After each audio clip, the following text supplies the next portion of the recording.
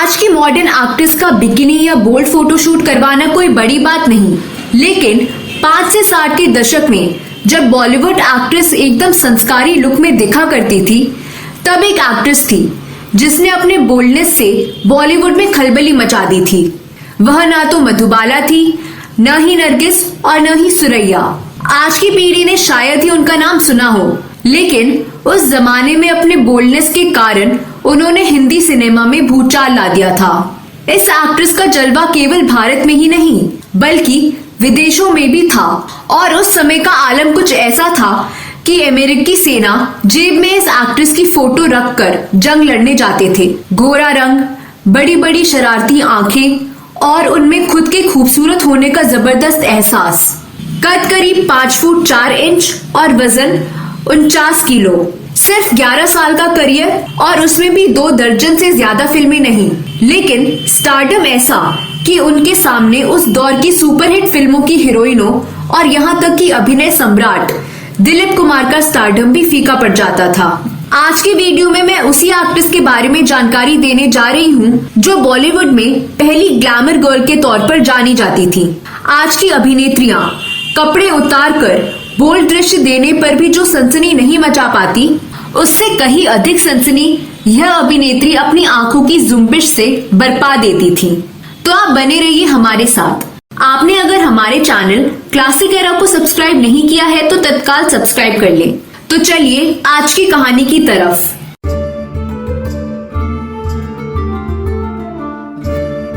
नमस्कार दोस्तों, मैं साची और आप देख रहे हैं फिल्मों, गीतों और फिल्मी हस्तियों पर आधारित अपना पसंदीदा चैनल क्लासिक एरा। दोस्तों, इस वीडियो में जिस एक्ट्रेस की चर्चा करने जा रही हूँ उसे दुनिया बेगम पारा के नाम से जानती है। अभिनय सम्राट दिलीप कुमार रिश्ते में जेठ लगते थे। वह दिलीप कुमार के छोटे भाई नासिर खान की पत्नी थी और आज की अभिनेता अयूब खान की माँ। आपातकाल के दौरान विख्यात रही रुखसाना सुल्तान की मौसी थी और एक्ट्रेस अमृता सिंह की नानी। उनका जन्म 25 दिसंबर 1926 को ब्रिटिश भारत में एक मुस्लिम परिवार में पंजाब के झेलम प्रांत में हुआ। बचपन का नाम जुबेदा उल हक था। उनका परिवार मूल रूप से अलीगढ़ से था, लेकिन जब पारा का जन्म हुआ तब उनके पिता मियां एहसान उल हक पंजाब में सेशन जज थे। वह अपने समय के बेहतरीन क्रिकेटर थे। बाद में वे प्रांतीय सरकार में मंत्री भी रहे। पारा के 10 भाई बहन थे और वह अपने भाई बहनों में तीसरी थी। पारा के पिता बाद में राजस्थान के बीकानेर में चीफ जस्टिस बन गए। पारा का बचपन बीकानेर में बीता, लेकिन उच्च शिक्षा अलीगढ़ मुस्लिम यूनिवर्सिटी से की।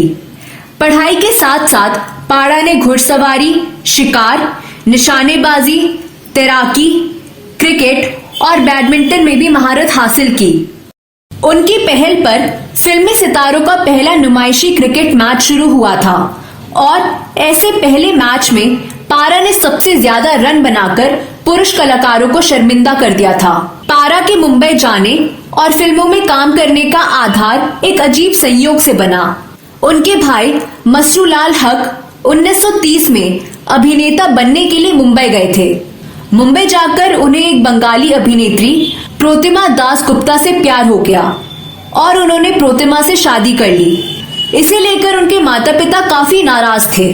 पारा की बड़ी बहन जरीना एक हिंदू जमींदार के बेटे से प्रेम करने लगी थी।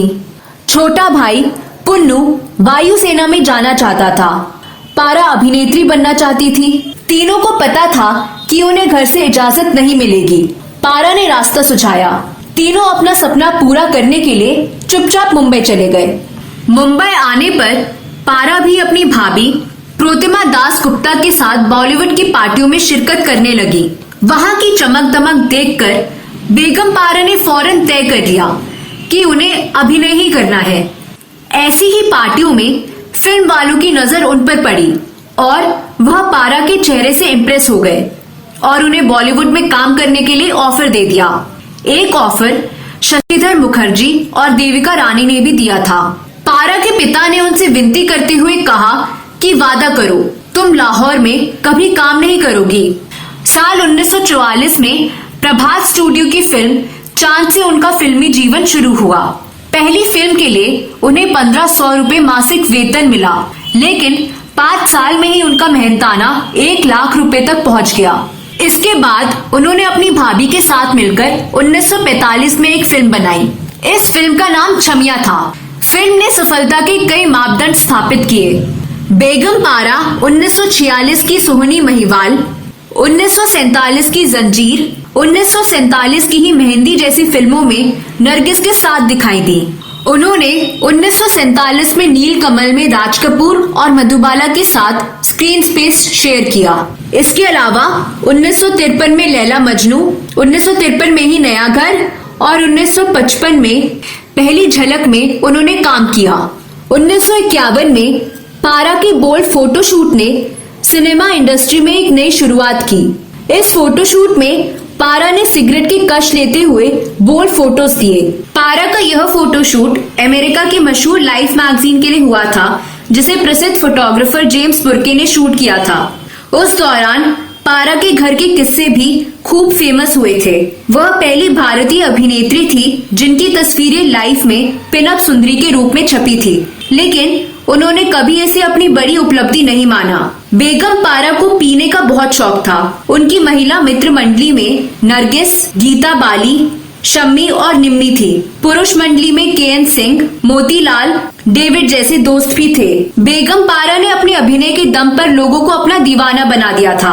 आलम ये था कि उनके चाहने वाले सुबह सुबह उनके घर के आगे उनकी एक झलक पाने के लिए ही खड़े हो जाते थे। बेगम पारा के बोल्ड फोटोशूट के कारण उनकी चर्चा देश में ही नहीं बल्कि विदेशों में भी होने लगी। उनका परिचय ट्रेजेडी किंग दिलीप कुमार के भाई नासिर खान से हुआ और जल्द ही प्रेम में बदल गया। नासिर खान विवाहित थे। बेगम पारा दूसरी पत्नी नहीं बनना चाहती थी। नासिर खान के अपनी पत्नी से अच्छे संबंध नहीं थे, लेकिन अपनी बेटी की वजह से वे रिश्ता निभा रहे थे। बेगम पारा की ये गारंटी देने पर कि वे बेटी का पूरा ख्याल रखेंगी, नासिर खान ने पत्नी को तलाक दे दिया। दिलीप कुमार जानते थे कि बेगम पारा जिस जीवन शैली की आदी है, उसे जुटा पाना नासिर खान की बस की बात नहीं है। इसलिए उन्होंने गंगा जमुना बनाई, जिसके निर्माता नासिर थे, और उन्होंने इस फिल्म में दिलीप कुमार के छोटे भाई की भूमिका की थी।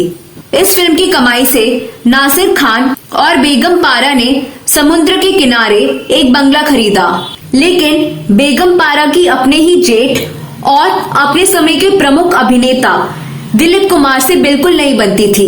मीडिया रिपोर्ट में कई बार सामने आया कि पारा अपने जेठ दिलीप कुमार के स्टारडम को यह कहकर चुनौती देती थी, अगर वे दिलीप कुमार हैं तो मैं भी बेगम पारा हूँ। 1974 में नासिर खान ने संजय खान और सायरा बानो को लेकर फिल्म जिद शुरू की। उसकी आखिरी शूटिंग के लिए नासिर खान गए और सुबह नरगिस का फोन आया कि दिल का दौरा पड़ने से नासिर खान का निधन हो गया। पति का 1974 में निधन होने के बाद बेगम पारा की तो दुनिया ही उजड़ गई। हताशा में उन्होंने शराब पीना शुरू कर दिया। साल 1975 में एक दिन बेगम पारा की बहन आई और उन्हें अपने साथ पाकिस्तान ले गई। घर परिवार के बीच उनकी हताशा कम हुई, लेकिन करीब 2 साल बाद वह वापस भारत आई। मुंबई में अपने बंगले का एक हिस्सा ब्यूटी पार्लर के लिए किराए पर देकर उन्होंने आय का साधन तलाशा और एक बेटी व 2 बेटों की परवरिश का रास्ता बना लिया। वह बॉलीवुड में एक बार फिर हाथ आजमाने की कोशिश करने लगी। उन्होंने आखिरी फिल्म संजय लीला भंसाली की 2007 में रिलीज हुई फिल्म सावरिया की थी, जिसमें वह सोनम कपूर की दादी बनी थी। 9 दिसंबर 2008 को पारा 81 साल की उम्र में इस दुनिया को अलविदा कह गई। तो दोस्तों, इस वीडियो में बस इतना ही। यह वीडियो कैसा लगा जरूर बताएं। बेगम पारा के बारे में आपके पास कोई और जानकारी है तो कमेंट बॉक्स में अवश्य लिखें। अगले वीडियो में मैं फिर फिल्मों, गीतों और फिल्मी हस्तियों से जुड़ी कोई नई कहानी या नई जानकारी लेकर हाजिर हो जाऊंगी। अगली वीडियो में फिर मुलाकात होगी। तब तक के लिए नमस्कार।